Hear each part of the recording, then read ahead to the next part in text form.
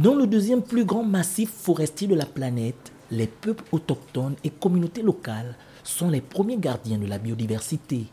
Pourtant, leur territoire manque encore d'une reconnaissance légale claire. Les programmes et les politiques nationales doivent désormais tenir compte pas seulement d'une forme de la conservation de la biodiversité qui sont les aires protégées, les parcs, mais aussi les espaces que les communautés ont protégés. Ça, c'est un. Deux, il faut réellement savoir les zones d'influence des communautés dans l'espace des pays des bassins du Congo.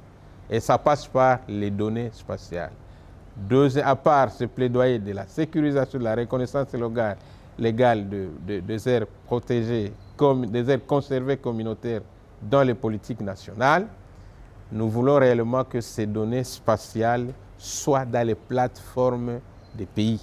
Organisé à Libreville par l'ANAPAC, RDC et NADA avec le soutien de la Comifac, du Bezos Earth Fund et de RRI, cet atelier qui réunit les représentants des pays de l'Afrique centrale va permettre d'harmoniser les données spatiales des aires et territoires conservés et d'accélérer ainsi leur reconnaissance juridique. Ce n'est plus que les gens viendront pour dire voici ce qu'il faut faire. Les communautés elles-mêmes, déjà, elles le font déjà, vont s'engager pleinement à protéger leurs forêts, tout ce qui est à l'intérieur.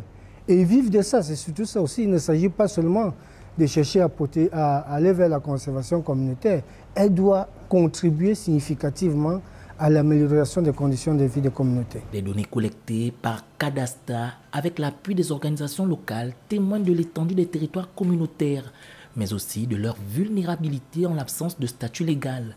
Au Gabon, ce n'est pas qu'un atelier, c'est l'affirmation d'un droit fondamental, celui des peuples à protéger leurs terres et à en être légalement des gardiens, car l'avenir du bassin du Congo en dépend.